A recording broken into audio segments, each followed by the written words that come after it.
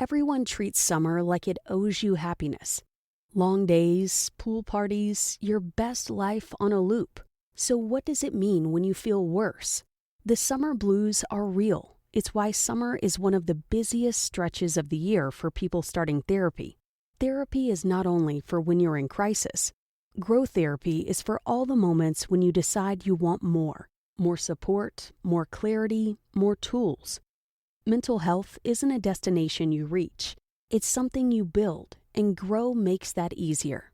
Grow connects you with thousands of high-quality licensed therapists across the U.S., offering both virtual and in-person sessions, nights and weekends. You can search by what matters, like insurance, specialty, identity, or availability, and get started in as little as 2 days. There are no subscriptions, no long-term commitments. You just pay per session. Grow helps you find therapy on your time. The therapist you want takes your insurance on Grow. Grow accepts over 125 insurance plans. Sessions average $21 with insurance, and some pay as little as $0 depending on their plan. Visit growtherapy.com/booknow today to get started. That's growtherapy.com/booknow. growtherapy.com/booknow. Availability and coverage vary by state and insurance plan. Tired of your car insurance rate going up, even with a clean driving record? You're not alone. That's why there's Jerry, your proactive insurance assistant. Jerry compares rates side by side from over 50 top insurers and helps you switch with ease. Jerry even tracks market rates and alerts you when it's best to shop. No spam calls, no hidden fees. Drivers who save with Jerry could save over $1,300 a year. Switch with confidence. Download the Jerry app or visit jerry.ai/Libsyn today. That's JERRY.ai/LIBSYN.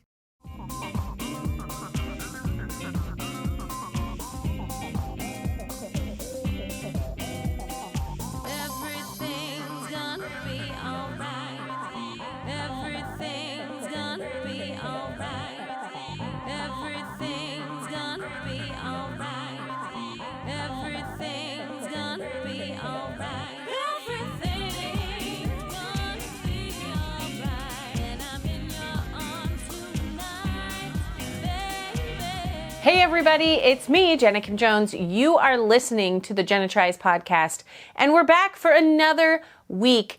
Is summer still here? Yes. It rained 5 inches today, or some insane number. We were under flood watch. We were fine. Nothing crazy happened. My daughter does not care for all the storms we had. It was basically like 3 hours of just rolling thunder. It was so crazy. And it said like a 15% chance of rain today. Like, where did this storm come from? I don't know, guys. Does the weather really know anything about weather? Uh-oh, do I sound like some kind of conspiracy theorist? I hope not. You guys, welcome back. School is in session for some of you guys. We're officially starting in a couple of days. Life is picking up. Part of me is happy about it. Like, all their extracurriculars are starting again, and friends and all the things. And then the other part of me is like, oh no, like routine is coming and you can't not do the routine. Whereas in the summer, we just like whatever. And there were days when it was tough to not have the routine, and my kids like the routine, so I think they hate it more than me. But we're getting back into it, guys, and we got to like lock in. And I don't know. It's still pretty hot for locking in. You know what I mean? Like, I'll lock in, but can I just wear a sweatshirt? You know, that would be ideal for me. If I could just wear a crew neck sweatshirt while doing the routine, that would be nice. But it's still pretty sweaty. And I looked at the weather, and it's going to be hot for a long time, because it is. Although apparently the South is supposed to have like a colder winter. I don't understand the weather anymore. What's happening in the world? Anyway, welcome back. I've noticed that colleges, like, I'm getting more posts about like sororities and college kids, and I see the stuff in the stores, like, you know, stock up for the dorm rooms or whatever. And I'm seeing people's dorm rooms in this year of 2026, And I'm thinking, what is wrong with everyone? Okay. I hope this is a small percentage of the world, but like, you don't need to decorate your dorm room, like for real. You know what I mean? Like maybe a couple things you bring, a poster or, a pillow you love or a blanket you love or whatever. But like I saw people are like hiring decorators for their dorm room, like interior design for your dorm room. Are we just determined to not let kids be uncomfortable for 5 seconds and not let them grow up? Because that's what it feels like, okay? I don't think you should be doing that. I think you just send the kids with a couple of essential things and you let them go. Oh, that's what happened to me, okay? I started school at NYU by myself. No one moved me in. I didn't have that luxury, and that's fine. I'm kind of grateful for it. I'm glad my parents didn't fly out with me and get me all set up. Like, I had an adventure, and I learned a lot very, very quickly. Anyway, I'm just seeing like all over social media, like these kids thinking they need all this stuff and they need fancy things. I literally finished my job. I was working at an amusement park when I was 18, singing songs every day. I finished my job. I said goodbye to my family. I pushed as long as I could because I didn't do like the move-in weekend. I was flying out on a Sunday night on the red eye to New York City so I could get to orientation Monday morning. Like I worked all the way up until I couldn't anymore. So anyway, I finished my shows. I said goodbye to my family. I got on the red eye with 3 suitcases. JetBlue at the time was kind of like the new airline and it was cheap and you could fly from Salt Lake City to JFK for $99 or whatever it was. And they let you have 3 suitcases and your suitcases could be up to 70 pounds. So I had 3 very, very heavy suitcases. That's it. Okay, I moved with 3 suitcases across the country by myself on a red-eye flight. I got to my dorm room. The elevator was broken because, well, first of all, it was hard to get to my dorm room because I had to get my suitcases. I had to find a cart, which for some reason was difficult to find the luggage cart. I found one. I had to get out there, get a taxi, get to my dorm. And when I got there, our security guard was like, "Oh man, I'm really, really sorry, but the elevators broke yesterday when everybody was moving in." And I'm like, awesome. So I schlepped each bag up the 4 flights of stairs to my dorm room, snuck in because my roommates were sleeping, tried to figure out what I had, where my stuff was so I could take a shower so I could then go to orientation where I knew I was going to have to take my picture for my ID that I would use for the remainder of my schooling at NYU. So, 4 years, whatever. And I did it. I accomplished all that. I moved in. I was exhausted. It's still like a blurry memory, not because it happened so long ago, which it did happen a long time ago. I get it. I'm old. But because I was exhausted and I was overwhelmed and terrified and nervous and all the things. But it was an amazing adventure. And I didn't need anything. My dorm room was tiny. I had my blanket, pillow, sheets, all that was in my suitcases. I had a hot pot my mom gave me so I could heat water up if I wanted to make oatmeal or have hot chocolate. And that's pretty much it. I remember, and I didn't even have suitcases. Well, they weren't like normal rolling bag suitcases. They were like giant duffel bags that I could stuff a ton of things in. So they were hard to carry and they didn't have wheels. And I didn't have a normal suitcase for going home for Christmas. So I remember I went to, I had to go set up a bank account because I needed a bank in New York. So I could have, because I had a bank, but it was only in Utah or something. Anyway, the whole point is I had to do that. And then I went to Kmart and I bought a little shelf organizer that was small that could fit in my closet. And then I went to Kmart a lot. There was still a Kmart and it was underground. You had to go down an escalator and there was a subway stop attached to it. And that Kmart saved my bacon. I got a ton of stuff there. And I remember I got a suitcase because I wanted like a normal roller suitcase so that if I needed to travel, I could. Anyway, it was red. I was very proud of it. It was not fancy at all. What I'm saying is it was a really cool adventure, and I'm seeing these kids and it's like, you don't need a fancy everything. You don't need a designer. I get it. Maybe you're really rich, but what are we doing? Ugh. Come on, guys. I don't understand it, and don't do it. Just let your kids have adventures. And you know what? A couple months into school, you know what disgusting realization I had? My sheets hadn't been washed. And I thought, ew, no one's here to clean my stuff. I have to do that. It's now on me. So I had to wash my sheets, and boy, did I wash them, because I was like, oh no. Anyway, my point is, it's good. It's good to just let your kids learn, I think. Again, I don't know. I don't have older kids. Maybe I am losing my mind and I'm completely wrong, and you can tell me that, and that's fine. I don't understand. I have not sent a child to college. But my goodness, some of the things, it's like, just go, let them figure it out. It's amazing. It's a great experience. So much fun. The end of my freshman year, I'd already burned through most of the money that I spent. I'd already burned through most of the money that I made at my summer job singing at the amusement park. And I was like, I need money. I am very poor. So I went and here's what happened. It was like a second semester, maybe like January, February, whatever it was. I was broke, and I needed a job. But I was watching the Food Network, and I saw a candy store in New York City where they sold giant gummy snakes. And I had never seen that before. And I thought, oh my goodness, this candy store sounds amazing. So I went to this candy store just to check it out.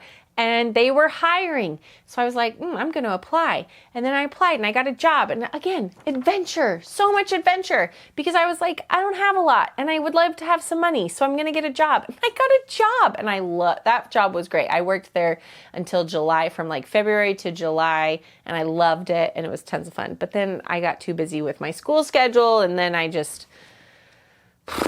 I don't know, guys. I don't know. New York was a crazy life. It was crazy. I did crazy things, but I had so much fun. So highly, highly recommend. But this whole must have fancy stuff, must have an Instagram moment, we got to knock it off. We got to live our lives. All right. So today, if you're listening to the podcast today, it's like a very exciting event happening, right? Like 6 planets are lining up. That's crazy. That's right. That already happened. That was at sunrise.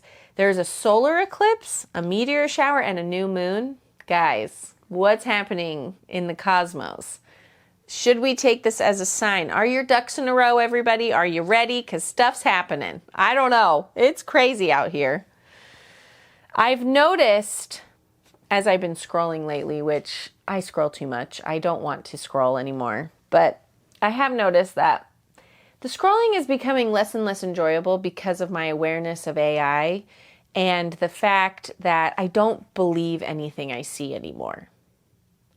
Like, I'll see stuff and I think, no, it's not real. It's not real. And I think the problem is that because of this, we now think like nothing's real, and everybody is like, everything's fake and everything's not real and everything's a conspiracy and blah, blah, blah. And I understand the urge to want to do that, because when I'm scrolling on social media, I'm like, not real, but maybe it is, right? Maybe I'm just jaded now and I think nothing is real because of AI. And I don't want to be faked out. Like, I don't want to see something and believe it and then be told it's not real. I am annoyed by that. I don't want that to be my life. And so I've noticed that it's not as much fun. And I wonder if because of that, there's going to be a change. People are going to spend less time on the internet. Do you think? We're also addicted, so maybe not. Maybe the addiction will keep us there.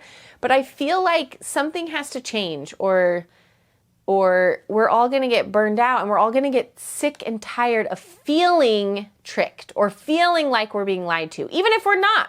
Because truly, I was like doing a scroll, I'm like, can't be real. No, that is that real? I can't tell. And if even if there's like a hint of this is probably fake, I'm mad and I want nothing to do with it. Even if it's cool, I want nothing to do with it. So I'm struggling in this new world, and I'm wondering if you guys are feeling the same way. Do you think people are going to take a step back from the social media? Do you think people, or because we're just so like in it, it doesn't matter and we're just going to stay in it? Or do you think there's going to be some way that we're going to know, or content that we're only going to want because we don't want fake content? It's very stressful to me. It's stressful, okay? Because I'm trying to build a career and be a comedian, and I need social media for that. You have to have a following to get jobs and get booked, but also, I don't know. Do you see where I'm going? It's a mental game that I'm constantly playing in my head. Who cares? All the planets are aligning. There's a new moon and a solar thing and this and that and a meteor shower. Stuff's happening. Does it even matter anymore? Okay, this was something I meant to talk about last week, but I didn't. So this is for the ladies. I need some advice. I get a facial once a month. It's one of my great splurges in life. I love it. I enjoy it. It's very relaxing. I love the woman who does the facial for me. She's amazing. But I have like a monthly membership, and I have a bunch of credits. And the way this place works is like they're changing their whole system. And so I have all these credits that I need to use before the end of the year. And one of the things I can do is I could get a chemical peel. And everybody at this place raves about them. Oh, you're going to love it. They're amazing. It's amazing. And I'm like, yes, but how long will I look scary, and what will my skin do? And they're like, oh, it's like 3-4 days and your skin just peels off and then you look like a brand new, it's amazing, shiny, beautiful baby skin, right? And I appreciate that. But here's the deal. My skin is really sensitive, and like once in a while during my facial, there'll be a product that burns and I'll peel a little bit. So my point being, I don't think I can do a chemical peel. I'm scared of it. Is it going to burn my whole face off? Are my children going to be scared of me? Is it going to hurt really bad? Should I not do it? Because I mentioned it to a friend of mine, and this friend was like, but you don't need one. Your skin looks fine. Why would you do that? And also, this person said, I would only do a chemical peel if a dermatologist was doing it, which would not be the case in this situation. I mean, I trust the person who I get facials from, but I'm just wondering if maybe a chemical peel is too harsh. Are people doing this? Is this something you've done? Are you not afraid of it? Because even the few times that my skin has peeled for something much more calm, I'm terrified. And this is like a fancy medical grade chemical peel. So I'm kind of freaking out, and I think I'm going to cancel it and just continue to do my normal facials. Have you done these things? I don't want to look crazy. I don't know that I want to look taut and shiny and all the things. So I need advice. I need advice from people who are chill. Okay. I am this whole world we're living in where everyone's getting rail thin and we all have to have Botox and this, that, and the other. It's freaking me out. And I just am not sure I want to play along. I'm a rebel in my own way. I know that I don't seem like a rebel at all. And honestly, I'm not. I am not a rule breaker. I like having structure in my life and all those things. However, this cultural thing where I'm looking around and everyone's like rail thin, and I don't know how old anyone is because of the way they look. And I mean that in like, you might have nice skin and you might look really shiny, but I don't know what age you are. You could be 28 or you could be 57, and I don't know. And I think that's weird, right? Is that weird, or am I crazy? This is something I've been thinking a lot about, obviously, and it is just killing me. So I'm thinking I'm going to cancel the chemical peel. I've talked myself out of it just even on this podcast. What do you guys think? Are you doing these kinds of things? Is it terrifying? I don't want to be scary looking. I don't know. My skin is very sensitive and I am afraid of what a chemical peel might do. So I'm canceling it, but I still want to hear about your experiences. And are you doing these things? Do you guys have those red light things that you put on your faces at night? Are you doing procedures? What are we supposed to be doing? And should I even get involved? Okay. I don't know. We had a fun time the other day. Al and I had to go up into the city in Atlanta, and we decided to make a little pit stop on the way home. There is a new Wayfair store that is an in-person store. It's like an actual store, and it's huge. It's like an IKEA size. Like, it's massive. And I went in with low expectations. Like, this is probably weird. It's probably just junk. There's probably nothing good there. I'm not interested. Anyway, we went in and we loved it. And it's awesome. Okay. First of all, they have stuff that you can just buy there. Like anything that, like small kitchen things or appliances, like you can buy them on site and take them home with you. But if you want furniture or any of the really big things, you can see it, you can sit on it, you can look at it and touch it. But then you just buy it through the Wayfair app on your phone, and then they just deliver it to your house. It's genius. It's what I want. It's half online shopping, but I get to feel it and look at it and make a decision, and then I know it's going to show up on my front porch, and I don't have to deal with it and put it together or load it or whatever the situation is. I think this is what retail needs to be, you guys. I think we're on to something here. Like, I'm getting the online shopping experience to a certain extent because I can just buy it on my phone. I can just have it sent to my house. But there is something so nice about walking around a store and touching the thing. Like, we bought dishes that they've sent to our house. We bought silverware and we got to take that home right away because it was small enough we could carry it. There's a couch that we're kind of eyeing for maybe our bedroom because we need a little something in there. And we haven't bought that yet, but I know what it looks like. I have felt it. I've sat on it, and maybe I will buy it. I don't know. And then I want to go back because it was huge. I don't even think we saw the whole store. It was huge. We didn't have time, but it's exactly what I want online shopping to be. There's options. There's choices.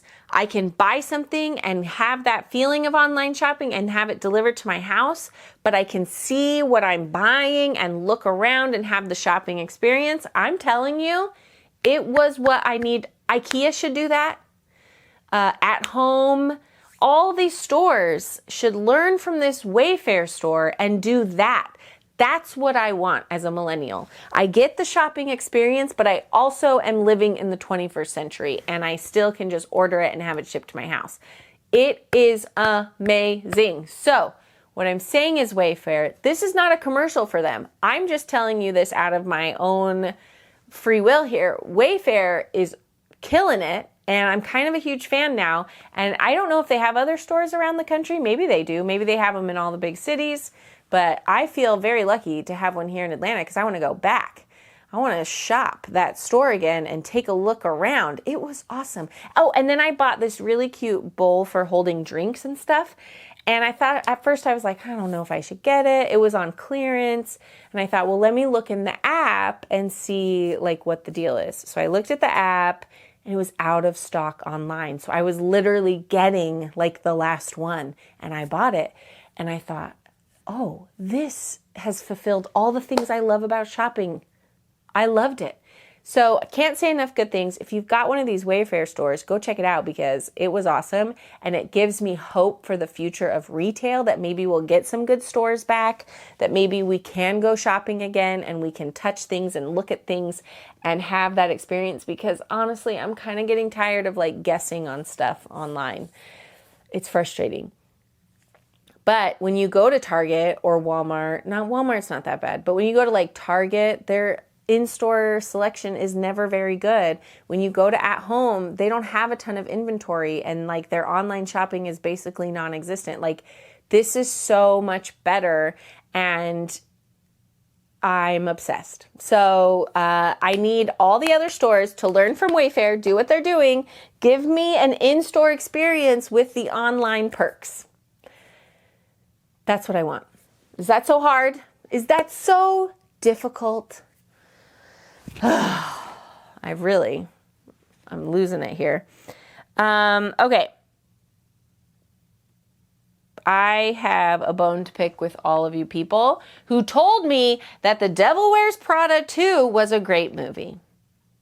Al and I have been super busy, and most of our nights are booked with all kinds of stuff, and we didn't get to hang out much. So on Sunday night or Saturday night, I want to say it was Sunday night. Sunday night, we had nothing. It was like, let's take a minute, let's put our phones away, let's watch a movie. And multiple people in our lives had told us that The Devil Wears Prada 2 was a super cute movie, really great for a sequel. I cannot roll my eyes enough. Guys, it was like a more expensive Hallmark movie, but not even that good. Like, I was so disappointed. So I don't know if you guys just made my expectations too high. Maybe you went in with like the lowest expectations possible, but like there were so many things wrong with that movie. The plot was ridiculous. It made no sense. Anne Hathaway's character, Andy, had the most depressing life ever. It's been 20 years and like, okay, she just had nothing going for her. Like, I couldn't take it. The love interest was very like lackluster, although I do like that actor and he is in Bluey, so his voice was reminding me of Bluey, which is happy. But like, I don't know, guys. It was not great. I needed more. I needed a much better plot that was even plausible. Meryl Streep's character was all over the place. Like, one minute she's kind of nice and not nice. And then Stanley Tucci's character, I couldn't understand what he was saying. He was mumbling a lot. It was not for me. And you know what? I don't want to be a hater. I want to be someone who's positive. But I expected more because I love The Devil Wears Prada. It is such a great movie. It resonates with me a lot because I lived in New York and I was that intern who had to do ridiculous things for celebrities and like run around the city running errands that you think like, why am I doing this? This is so crazy. I lived that life, and so I love that movie. I still love that movie. I will never not love that movie, but Devil Wears Prada 2, guys, no. Try again. Actually, don't try again. Just let it be. Let the first movie be great. They did this with Beetlejuice. Beetlejuice 2 was not good. The plot was so terrible. It made no sense. Not good. There was like, these sequels are not good. Let's come up with new ideas. Clearly, I mean, my back has been hurting all day, and I feel like that's coming through on this podcast episode this week. Okay, I got a lot to rant about. In other news that I did see a story about a cute golden retriever who's best friends with a duck, and it was pretty adorable. So I did enjoy that. I also saw a news story that just made me furious. It's sort of food related, so I guess we're going to count this as some food news. But there's a restaurant in Florida where one night a week they let people come and clothing is optional. You can eat in the nude. And I'm sorry, no thank you. Now I know, do I sound like a prude? Yeah, I do. And maybe I am. And I would never go to that restaurant on nude night. But knowing that potentially someone was in there naked eating food is kind of ruining the whole restaurant for me Tuesday, Wednesday, Thursday, Friday, Saturday night. You know what I mean? I don't want to know that people are in here just eating pasta in the nude. No thanks. Not interested. They even said in the news story that I watched, like, don't worry, they clean the seats. I'm like, ew, I am worried and ew. Now, they said it's just an experience. Nothing weird happens. No, don't believe it. People are weird. Can't handle it. I don't want to know. I need people wearing no shoes and shirts. What happened to the old saying, right? No shoes, no shoes, no shirt, no service. That's what I'm talking about, okay? We need clothing. I don't want to know. I don't think I could eat at that restaurant. I'd be like, on Mondays it's weird and people were naked and I just... Maybe I'm just old-fashioned, but I can't take it, okay? Can't do it. And in other food news, if you're not following, or if you don't have the Taco Bell app, you should, because they just keep giving out food for $1. So I still haven't taken advantage of any of it because I'm still with my children all the time, and I'm not going to buy them quesaritos because I can guarantee they'd be like, ew, gross, I don't want this. But you know what? The old Jenna pre-children, I would have been there every time, okay? So take advantage, you guys. And I feel like I had more to say to you. What was it? Anything else? Well, you can listen to my special. You can watch my special, She's So Brave, on Amazon Prime. You can watch my newest special, Life Coach, which is on Dry Bar Comedy Plus. And if you go to the show notes, there's a link you can click on to watch it, and you use the promo code Jenna Jones, and it will give you a full month of Dry Bar Comedy Plus for free. So you can watch my special and like a bunch of other specials. There's so many on there. Basically, watch my comedy. I'm going to be at the Columbus Comedy Festival in Columbus, Ohio at the end of this month, in Idaho in September, Utah in October, maybe some other shows coming up. November, I'll be on a cruise, and also in Clearwater, Florida.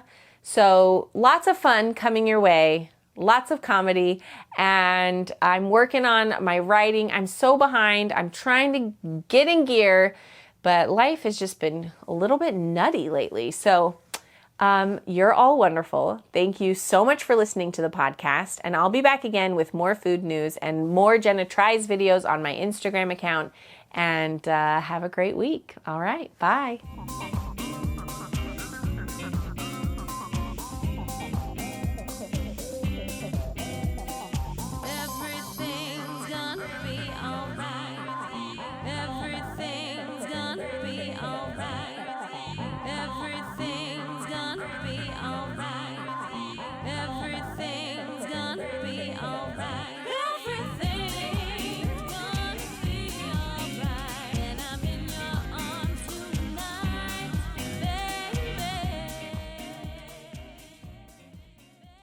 When you need to send the perfect rose bouquet, only one brand can say they've been the floral authority for 50 years. 1-800-Flowers. Why should you trust 1-800-Flowers? They hand-select every stem to ensure top quality. And with nationwide delivery, smiles and satisfaction are 100% guaranteed. And right now, when you order a dozen multicolored roses, we'll double it at no extra cost. Don't miss out on this limited time offer. Order today at 1-800-Flowers.com/podcast. That's 1-800-Flowers.com/podcast.